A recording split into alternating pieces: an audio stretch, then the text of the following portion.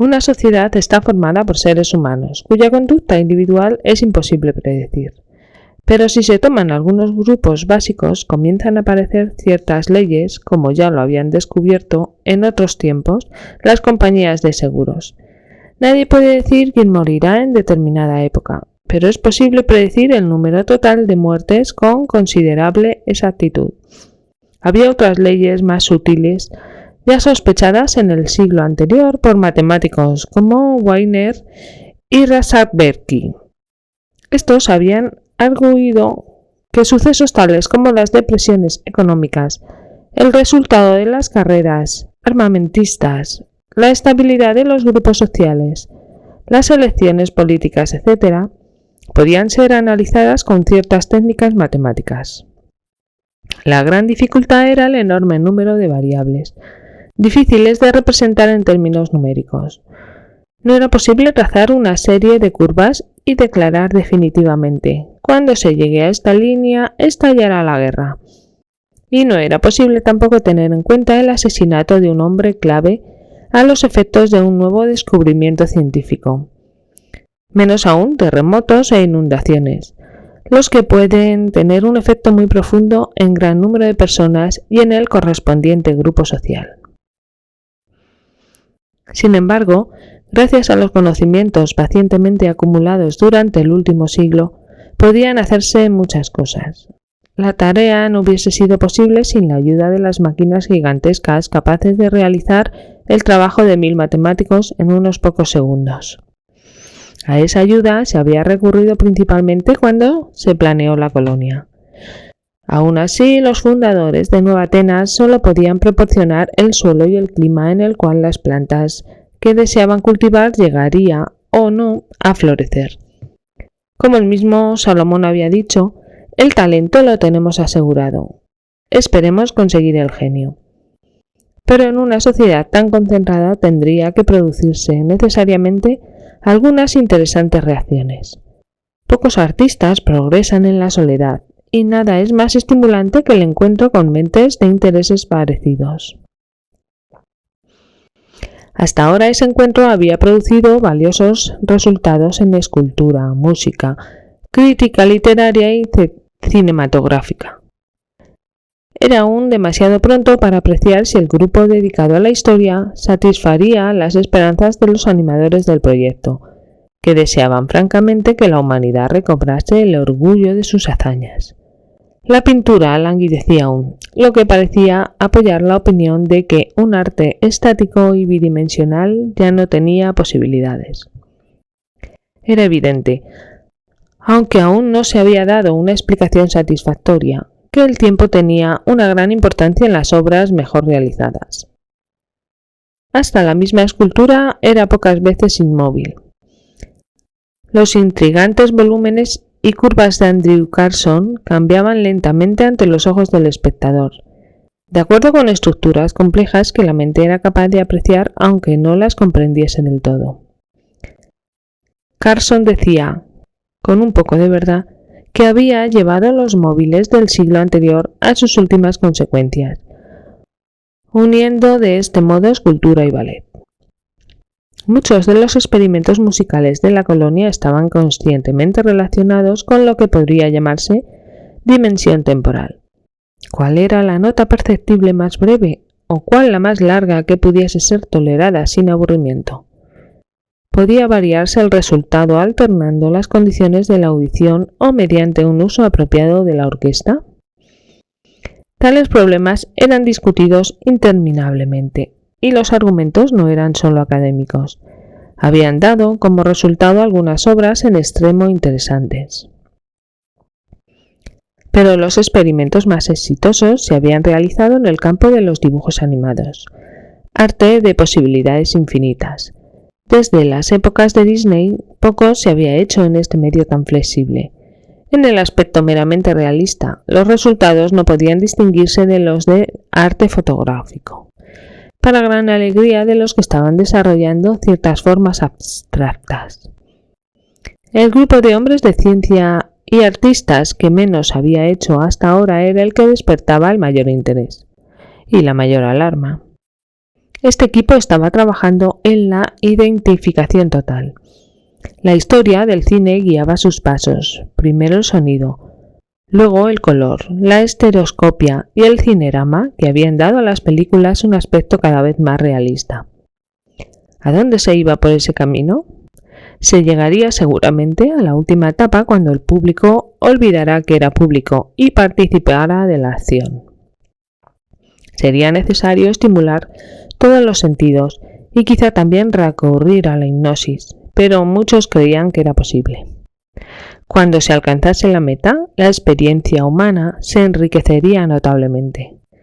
Un hombre podría convertirse, por un rato al menos, en cualquier otra persona y tomar parte en cualquier conveniente aventura real o imaginaria.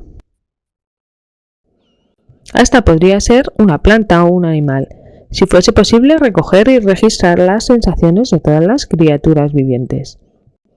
Y cuando el programa hubiese terminado, habría adquirido un recuerdo tan vivido como el de cualquiera de sus propias experiencias, en verdad idéntico a un recuerdo real.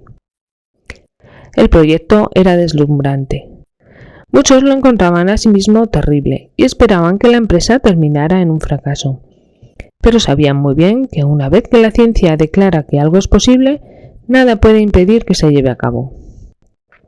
Esto, pues, era Nueva Atenas y algunos de sus sueños. La colonia esperaba convertirse en lo que hubiese sido la antigua Atenas, si hubiese contado con máquinas en lugar de esclavos, y ciencia en vez de superstición. Pero era aún muy pronto para saber si la experiencia tendría éxito. Jeffrey Gresham era un isleño que, hasta ahora, no se había preocupado por los problemas estéticos o científicos, los dos supremos intereses de los mayores. Pero aprobaba de todo corazón la vida en la colonia, aunque por razones puramente personales. El mar, nunca a más de unos pocos kilómetros, lo fascinaba de veras. Había pasado la mayor parte de sus pocos años en el interior de un continente y no se había acostumbrado aún a la novedad de vivir rodeado de agua. Era un buen nadador y salía muy a menudo con otros amigos, armado de su máscara y sus aletas, a explorar las aguas poco profundas de la bahía. En un principio, Jean no se había sentido muy feliz, pero después de zambullirse ella misma varias veces, perdió el temor al océano y a sus extrañas criaturas y dejó que Jeffrey disfrutara a su gusto, siempre que no nadase solo. Otros miembros de la familia Gregson, que parecían muy contento con el cambio, era Frey, una hermosa sabuesa dorada que nominalmente pertenecía a George, pero que era difícil separar de Jeffrey. Ambos estaban siempre juntos durante el día y, si Jean no se opusiese firmemente, durante la noche. Cuando Jeffrey salía en bicicleta, Frey se echaba ante la puerta con unos ojos tristes y húmedos clavados en el camino y el hocico entre las patas. George se sentía entonces bastante mortificado, pues había pagado un buen precio por Frey y su pedigrí. Tendría que esperar hasta la próxima generación, dentro de 3 meses, para tener un perro propio. Jean tenía otra idea. Le gustaba Frey, pero pensaba que un perro por casa era suficiente. Solo Jennifer Ann no había decidido aún si le gustaba la colonia.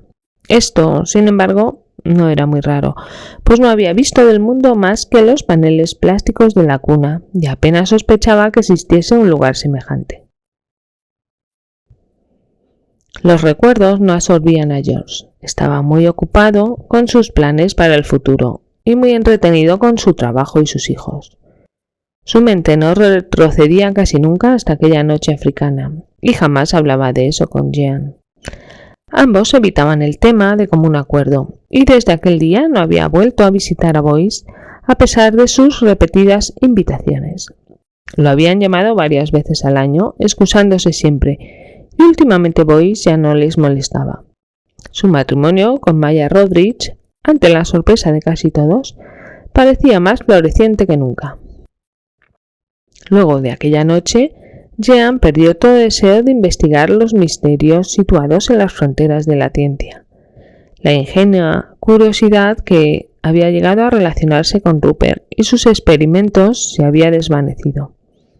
Quizá estaba ya convencida y no necesitaba más pruebas. George prefería no preguntárselo. Era posible que los cuidados de la maternidad le hubiesen hecho olvidar esos intereses. No había que preocuparse, se decía George, por misterios irresolubles. Sin embargo, a veces se despertaba en medio del silencio de la noche y se ponía a pensar. Recordaba su encuentro con Jan Rodrigues en la terraza de la casa de Rupert y su corta conversación con el único hombre que había logrado desafiar la prohibición de los superseñores. Nada en el reino de lo sobrenatural, pensaba George, podía ser más extraño que ese simple hecho científico. Aunque había hablado con Jan hacía 10 años, para este tan distante viajero que apenas habían transcurrido unos pocos días. El universo era enorme, pero su tamaño no lo asustaba tanto como su misterio. George no tenía la costumbre de meditar sobre tales asuntos. Sin embargo, pensaba a veces que los hombres eran como niños que jugaban dentro de un parque, lejos de las terribles realidades del mundo exterior. Jan Rodrigues, resentido contra esta protección, había escapado. Nadie sabía hacia dónde, pero en este caso George se encontraba del lado de los superseñores. No deseaba de ningún modo enfrentarse con lo que acechaba quizá en esa oscuridad desconocida, en el borde del círculo de luz lanzado por la lámpara de la ciencia. ¿Por qué?, se quejó George. Jeff está siempre fuera cuando yo llego a casa. ¿A dónde ha ido hoy? Jean alzó los ojos del tejido, una ocupación arcaica que había sido resucitada recientemente con mucho éxito. Esas modas aparecían y desaparecían en la isla con bastante rapidez. Como resultado de esta locura particular, los hombres llevaban aún unos suits multicolores demasiado abrigados para el día, pero bastante útiles después de la caída del sol. Ha ido a Esparta con algunos amigos, respondió Jean. Me prometió estar de vuelta para la hora de la cena. En realidad vine a casa a trabajar, dijo George pensativamente. Pero es un día muy hermoso. Me parece que iré hasta allí y me daré un baño yo también. ¿Qué pescado deseas? George nunca había pescado nada, y a los peces de la bahía eran demasiado astutos. Jean iba a decírselo cuando un sonido que, aún en esta pacífica edad, era capaz de helar la sangre, estremeció la quietud del atardecer. Era el gemido de una sirena que subía y bajaba, extendiendo hacia el mar, en círculos concéntricos, un mensaje de peligro. Aquí, en la ardiente oscuridad, bajo el piso del océano, la presión de las rocas había crecido lentamente durante casi un siglo, aunque el cañón oceánico se había formado en una de las primeras edades geológicas. Las piedras torturadas no se habían acostumbrado aún a su nueva posición. Los estratos habían crujido innumerables veces.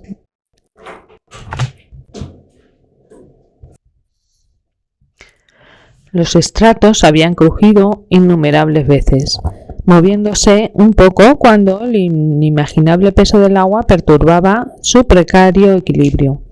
Estaban listos para volver a moverse. Jeff estaba explorando los hoyos rocosos que recorrían a lo largo del mar, ocupación que siempre lo fascinaba. Nunca podía saber con qué exóticas criaturas se iba a encontrar aquí, traídas por las olas que venían una detrás de otra y a través del Pacífico a romper contra los acantilados. La bahía era un país de hadas, y en ese momento Jeff se sentía el único dueño, pero los otros niños habían subido a las colinas. El día era sereno y claro, no había ni un soplo de viento, y hasta el perpetuo gruñido que sonaba bajo los arrecifes era ahora solo un sordo murmullo. Un sol ardiente colgaba en el cielo, pero el oscuro cuerpo de Jeff era ya inmune a sus ataques. La playa era aquí un delgado cinturón de arena que descendía hacia la bahía. Bajo las aguas claras como el cristal, Jeff podía ver las formaciones rocosas, tan familiares para él como el suelo terrestre. A unos 10 metros de profundidad, el esqueleto curvo y cubierto de algas de una vieja goleta se elevaba hacia el mundo que había dejado hacía 200 años. Jeff y sus amigos habían explorado a menudo estos restos, pero sus esperanzas de encontrar un tesoro no se habían realizado nunca. Solo habían descubierto una brújula cubierta de mejillones. Algo asió con firmeza la bahía, como con ambas manos, y la sacudió brevemente. El temblor de las aguas posó con tanta rapidez que Jeff se preguntó si no lo habría imaginado. Quizá había sido un vértigo pasajero, pues a su alrededor todo seguía igual. Nada turbaba la superficie del agua. En el cielo no se veía una nube, y de pronto comenzó algo muy raro. El agua estaba alejándose de la costa con una rapidez muy superior a la de cualquier marea. Jeff se quedó mirando con un profundo asombro, pero sin miedo, cómo aparecían las arenas húmedas y yacían brillantes al sol. Siguió a las aguas, decidido a aprovechar todo lo posible ese milagro que le había abierto las puertas del mundo submarino. Tanto había descendido el nivel del mar que el mástil roto del naufragio estaba subiendo hacia el cielo y sus algas, faltas del apoyo del agua, colgaban ya verticalmente. Jeff se apresuró, ansioso por contemplar las maravillas que no tardarían en aparecer. Fue entonces cuando oyó aquel ruido que venía de los arrecifes. Nunca había oído nada semejante y se detuvo intrigado. Los pies comenzaron a hundírsele lentamente en las arenas húmedas. Un pez grande estaba luchando con la muerte, unos pocos metros más allá, pero Jeff lo miró apenas. El ruido de los arrecifes crecía a su alrededor. Era un gorgoteo, un sonido de succión, como el de un río que corre por un estrecho canal. Era la voz del mar, que se retiraba protestando, enojado al perder, aunque fuese solo por un momento, aquellas tierras suyas. Por entre las graciosas ramas del coral, a veces de las ocultas cavernas submarinas, millones de toneladas de agua pasaban de la bahía a la vastedad del océano. Regresarían muy pronto y muy rápidamente. Horas más tarde, una de las patrullas de salvamento encontró a Jeff en el banco del coral.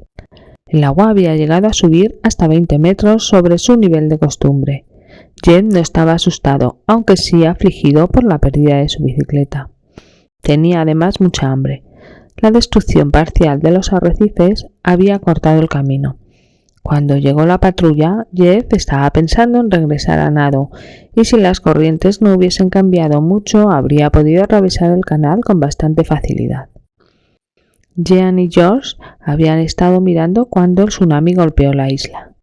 Aunque los daños en las zonas más bajas de Atenas habían sido severos, no había habido desgracias personales. Los sismógrafos habían dado aviso con una anticipación de solo 15 minutos, pero eso bastó para que todos se pusieran a salvo. Ahora la colonia estaba curándose las heridas y reuniendo una colección de leyendas que los años harían más y más espeluznantes. Jean estalló en sollozos cuando le devolvieron a su hijo, pues tenía la seguridad de que el mar se lo había llevado. Había visto, horrorizada, cómo el negro muro de agua, con su capa de espuma, había venido desde el horizonte a golpear la base de la isla. Parecía imposible que Jeff se hubiese salvado. No era raro que el niño no pudiese hacer un relato coherente de lo ocurrido. Después de cenar, y cuando ya estaba a salvo en cama, Jean y George se sentaron a sus pies. «Duérmete, querido, y no pienses más», dijo Jean. «Ya ha pasado todo». «Pero fue divertido, mamá», protestó Jeff. No estaba realmente asustado. «Magnífico», dijo George. «Eres un chico valiente. Por suerte no perdiste la cabeza y corriste a tiempo. He oído hablar de esas olas. Mucha gente muere ahogada por salir a la playa a ver qué pasa». «Eso es lo que hice», confesó Jeff. «Me pregunto quién me habrá ayudado». «¿Qué quieres decir? No había nadie contigo. Los otros muchachos estaban en la colina». Jeff pareció perplejo. «Pero alguien me dijo que corriese». Jean y George se miraron con cierta alarma. ¿Quieres decir que imaginaste oír algo? Oh, no lo molestes más, dijo Jean con ansiedad y muy rápidamente, pero George era porfiado. Un momento, cuéntame todo lo que pasó, Jeff. Bueno, yo estaba allí en la playa, junto a ese barco, cuando oí la voz. ¿Qué decía? No recuerdo muy bien, pero algo así como: Jeffrey, sube a la loma, rápido. Te ahogarás si te quedas aquí. Estoy seguro de que me llamó Jeffrey, no Jeff. Así que no era ninguno de mis amigos. Era la voz de un hombre. ¿De dónde venía? Estaba muy cerca de mí y parecía un hombre. Jeff titubeó y George lo incitó a que siguiera. Adelante. Imagina que estás en la playa y dinos exactamente qué pasó entonces. Bueno, no se parecía a ninguna voz conocida. Me pareció que era un hombre grande.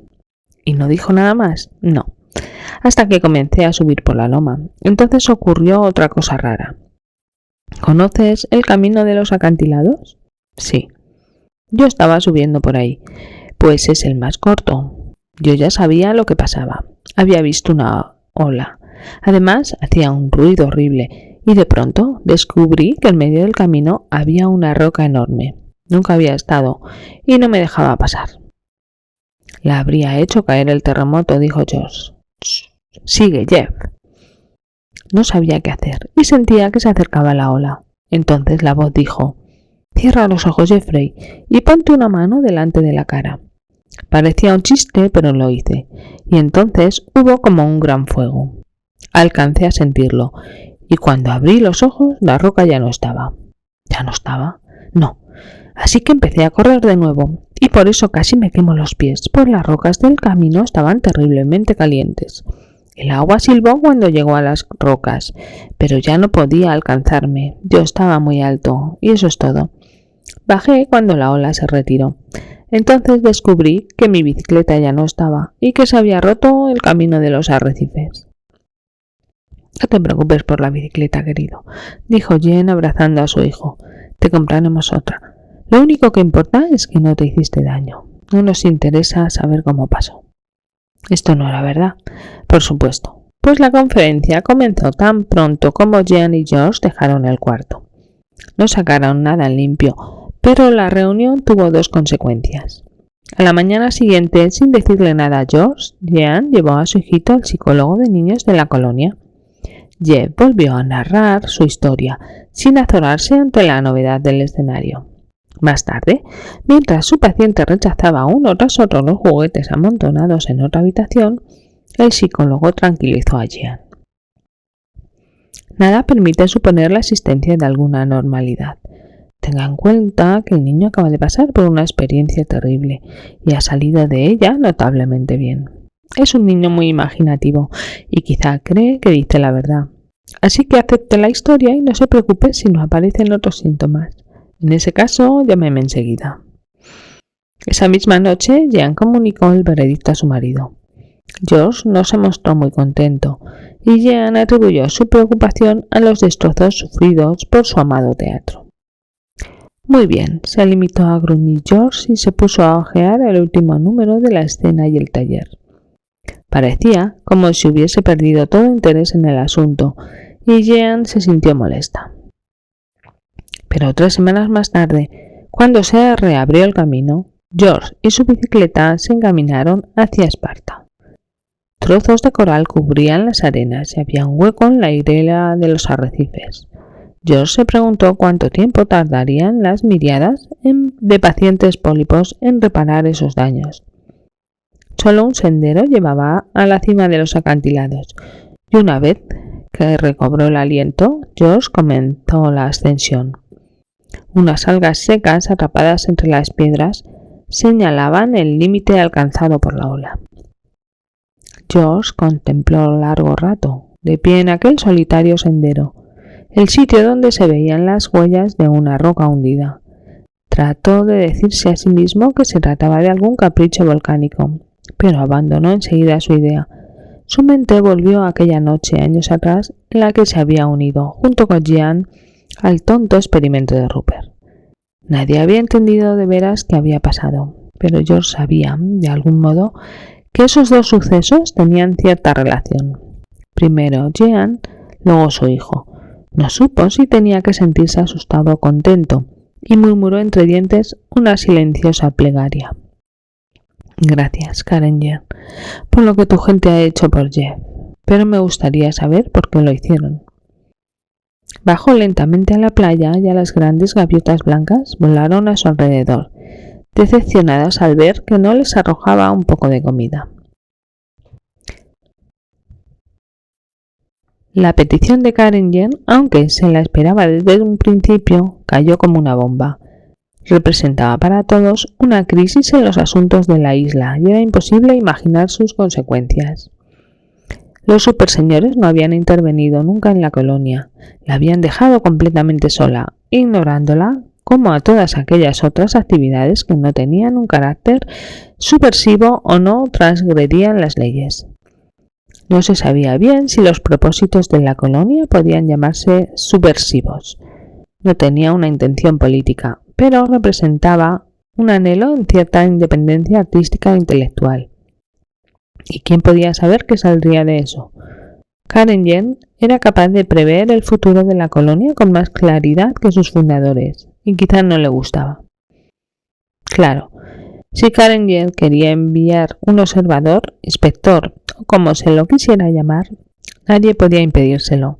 20 años atrás, los superseñores habían anunciado el abandono de todos los aparatos de observación, de modo que la humanidad no tenía por qué seguir pensando que vivía espiada. Sin embargo, la mera existencia de esos aparatos significaba que, si así lo querían los superseñores, no habría secretos. Algunos de los isleños habían recibido con agrado el anuncio de esta visita, ante la posibilidad de aclarar un problema menor acerca de los superseñores, su actitud ante el arte. ¿Lo consideraban una aberración infantil de la raza humana? ¿Cultivaban alguna forma artística? En ese caso, ¿era el propósito de la visita puramente estético o serían las intenciones de Karenger menos inocentes? Todo esto era tema de interminables discusiones mientras se hacían los preparativos para recibir al superseñor. Nada se sabía de él, pero se daba por sentado que sería capaz de absorber cultura en enormes dosis. Se intentaría llevar a cabo algún experimento, y las reacciones de las víctimas serían estudiadas por todo un batallón de mentes agudas.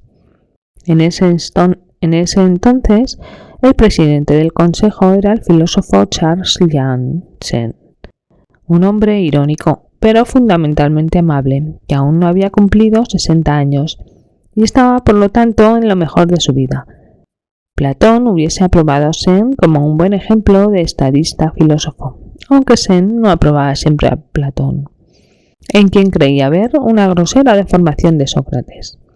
Sen era uno de los tantos isleños que tenía el propósito de sacar todo el provecho posible de la visita, aunque solo fuese para mostrarles a los superseñores que los seres humanos conservaban aún su poder de iniciativa y no estaban totalmente domesticados. En Atenas no se podía hacer nada sin la autorización de un comité, esa piedra fundamental del sistema democrático. Ya alguien había definido la colonia como una cadena de comités, pero el sistema daba resultado gracias a los pacientes estudios de los psicólogos sociales. Los verdaderos fundadores de Nueva Atenas, como la comunidad era bastante reducida, todos podían tomar parte en su dirección y ser de ese modo verdaderos ciudadanos. Era inevitable que George Gregson, como miembro principal de la jerarquía artística, estuviese en el comité de recepción, pero para evitar cualquier error movió algunas influencias. Si los superseñores querían estudiar la colonia, George quería estudiar a los superseñores. Jan no se sentía muy feliz con este proyecto. Desde aquella noche, en casa de Boyce, había sentido una vaga hostilidad hacia los superseñores, aunque no podía explicar sus motivos. Deseaba relacionarse con ellos lo menos posible, y una de las principales atracciones de la isla había sido la posible independencia. Ahora temía que esta independencia estuviese amenazada. El superseñor, para decepción de los que esperaban algo más espectacular, llegó sin ceremonias en una ordinaria máquina volante de fabricación humana. Podía haber sido el mismo Karenyan, pues nadie era capaz de distinguir a un superseñor de otro con bastante seguridad. Todos parecían duplicados de un molde original y único. Quizá, y mediante ciertos desconocidos procedimientos biológicos, lo eran de veras.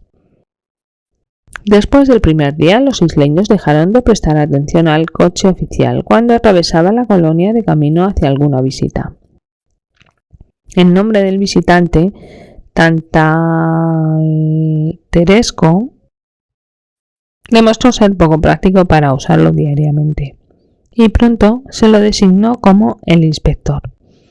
Era un nombre bastante exacto, pues su apetito por las estadísticas parecía insaciable. Charles Janssen estaba totalmente agotado cuando, bastante después de medianoche, acompañó al inspector hasta la máquina voladora que le servía de base. Allí, sin duda, continuaría su trabajo durante toda la noche, mientras sus anfitriones humanos se permitían la debilidad de dormir. La señora Sen estaba esperando ansiosamente a su marido. Formaban una cariñosa pareja, a pesar de que Sen tenía la costumbre de llamarla Santipa, y en presencia de invitados. La mujer había tratado de replicarle en forma apropiada, sirviéndole una copa de cicuta, pero por suerte este brebaje herbívoro era menos común en la Nueva Atenas que en la vieja. ¿Todo bien?, preguntó mientras Sen se sentaba ante una comida fría. Creo que sí, aunque nunca se puede saber qué pasa por el interior de esas notables mentes. Mostró mucho interés, hasta hizo algunos cumplidos. Le pedí disculpas por no traerlo a casa y me dijo que comprendía y que no deseaba golpearse la cabeza contra el techo. ¿Qué le mostraste hoy? El aspecto material de la colonia, que no le pareció aburrido como a mí. Hizo las preguntas más inimaginables sobre producción, presupuestos, recursos minerales, índice de nacimientos, alimentos de la población, etc. Por suerte me acompañaba Harrison, el secretario, que se había llevado todos los informes anuales desde los orígenes de la colonia. Tendrías que haberlos oído, intercambiando estadísticas. El inspector nos pidió que le prestáramos los informes y apuesto a que mañana será capaz de citarnos cualquier cifra de memoria. Esas hazañas mentales me parecen terriblemente depresivas. Se embostezó y comenzó a comer con desgana. Mañana será un día más interesante. Vamos a visitar los colegios y la academia. Entonces seré yo quien hará las preguntas. Me gustaría saber cómo educan los superseñores a sus niños. Siempre, claro, que tengan niños. Charlesen no llegó a saberlo, pero en otros asuntos el inspector se mostró bastante hablador. Evadía las cuestiones embarazosas con una amabilidad realmente agradable y de pronto, de un modo inesperado, parecía confiarse de veras. El primer momento real de intimidad sobrevino cuando estaba alejándose de la escuela. Es una gran responsabilidad, había hecho notar el Dr. Sen. Entrenar a estas jóvenes mentes para el futuro. Por suerte, los seres humanos tienen una resistencia notable. Se necesita una educación muy mala para que el daño sea permanente, aun en el caso de que nuestras miras sean erróneas. Nuestras pequeñas víctimas sabrán probablemente superarlas. Como usted ha visto, parecen ser perfectamente felices. Sen hizo una pausa y lanzó una mirada intencionada hacia la alta figura de su pasajero. El inspector estaba totalmente envuelto en una brillante ropa plateada, de tal modo que no exponía a la luz del sol ni un solo centímetro de su piel. Detrás de los anteojos oscuros, el Dr. Sen sintió la presencia de dos grandes ojos que lo miraban sin emoción, o con una emoción que él no entendía. Nuestros problemas al educar a estos niños tienen que ser, me parece, muy similares a los de ustedes cuando se enfrentaron con la raza humana. ¿Está usted de acuerdo conmigo? En ciertos aspectos, admitió el superseñor gravemente. En otros puede encontrarse una comparación más exacta en la historia de las potencias coloniales. Por esta razón, el Imperio Romano y el Británico nos han interesado siempre mucho. El caso de la India es particularmente instructivo. Lo que más nos diferencia de los británicos es que estos no tenían verdaderas razones para meterse en la India. No razones conscientes, por lo menos. excepto algunos objetivos triviales y sin importancia, como el comercio y la hostilidad hacia las otras potencias europeas. Se encontraron en posesión de un imperio antes de tiempo y no fueron realmente felices hasta que se libraron de él. ¿Y se librarán ustedes de su imperio?, preguntó el doctor Sen sin poder resistir la oportunidad. ¿Cuándo llegue la hora? Sin la menor duda, replicó el inspector. El doctor Sen no insistió. El tono de la respuesta no invitaba a seguir indagando. Además, habían llegado en ese momento a la academia, donde los esperaba un grupo de pedagogos dispuestos a afilar sus ingenios ante un verdadero superseñor.